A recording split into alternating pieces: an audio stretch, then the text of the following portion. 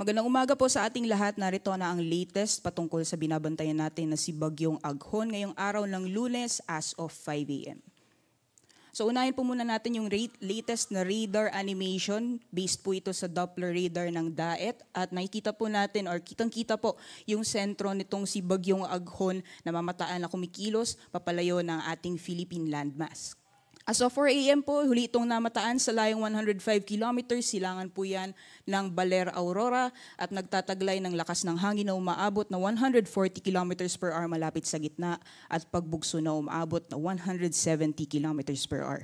And kitang-kita naman po yung movement or pagkilos nitong bagyo sa direksyong north-northeastward sa bilis na 10 kilometers per hour.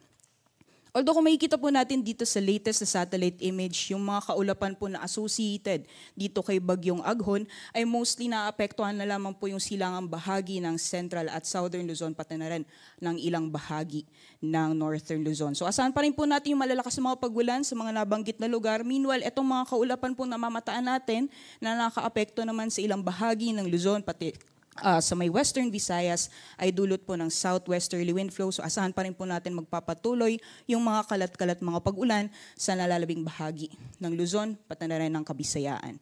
Meanwhile, kung makikita man po natin sa nalalabing bahagi ng ating bansa, patuloy pa rin po or may nararanasan din po tayong mga pag-ulan pero hindi po siya tumatagal. So asahan pa rin po natin yung mga localized thunderstorms lalong-lalo na sa hapon o sa gabi.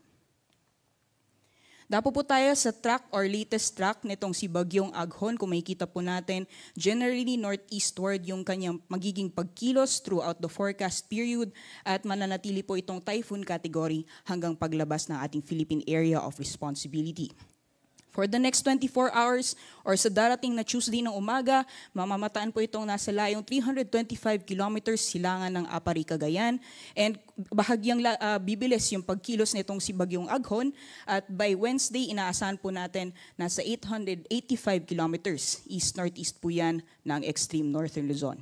By Wednesday evening, possible na lumabas na po ito ng ating Philippine Area of Responsibility and by Thursday, nasa labas na po ito ng PAR sa layong 1,560 kilometers east-northeast naman ng extreme northern Luzon. So ano po inaasahan natin na epekto nitong si Bagyong Aghon in terms of mga hangin, pati na rin mga pag-ulan. So nakataas pa rin po yung tropical cyclone wind signal number 2, although nakikita po natin na habang papalayo itong si Bagyong Aghon, nababawasan na po yung mga areas, nakataas po yung tropical cyclone wind signal. For signal number 2, inaasahan pa rin po natin nakataas sa southeastern portion ng Isabela, pati na rin sa northern portion ng Aurora at Polillo Islands. Samantalang napapansin din po natin na nababawasan na po yung mga areas. Nakataas yung tropical cyclone wind signal number 1, dyan po sa may northeastern at southern portion ng Isabela, pati na rin po sa eastern portion ng Quirino, eastern portion ng Nueva Vizcaya at nalalabing bahagi ng Aurora.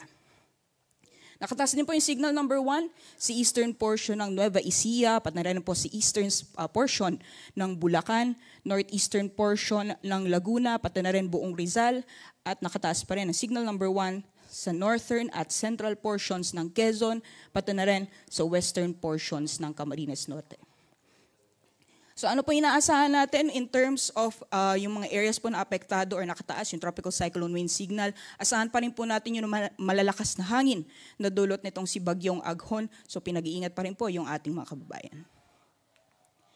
Pagdating naman po sa mga pag-ulan, kung nakita po natin sa satellite image, yung mga kaulapan na directly associated dito sa kay Bagyong Aghon ay mostly naapektuhan na lamang yung eastern portion ng Isabela at northern portion ng Aurora. Kaya kung may mga pag-ulan naman po nararanasan sa nalalabing bahagi ng ating bansa, ay dulot po ito ng epekto ng southwesterly wind flow.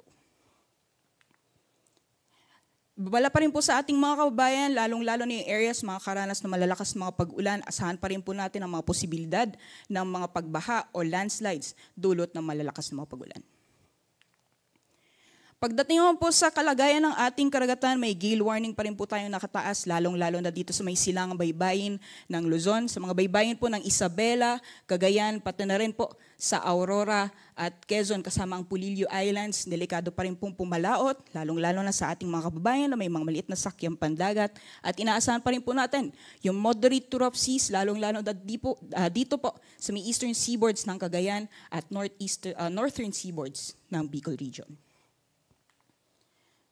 So, update lang po tayo sa magiging inaasahan po nating pagkilos nitong si Bagyong Aghon sa mga susunod na araw. So, for the next 2 days, inaasahan pa rin po natin mag-i-intensify itong si Bagyong Aghon habang tinatahak niya po yung Philippine Sea sa direksyong northeastward throughout the forecast period po yan, and possible exit nga ng PAR pagdating ng Wednesday afternoon or evening. Paglabas naman po ng PAR, ay inaasahan natin by Thursday, unti-unti na po siyang hihina or inaasahan po natin ang weakening trend pagdating naman po yan ng mid or late Wednesday.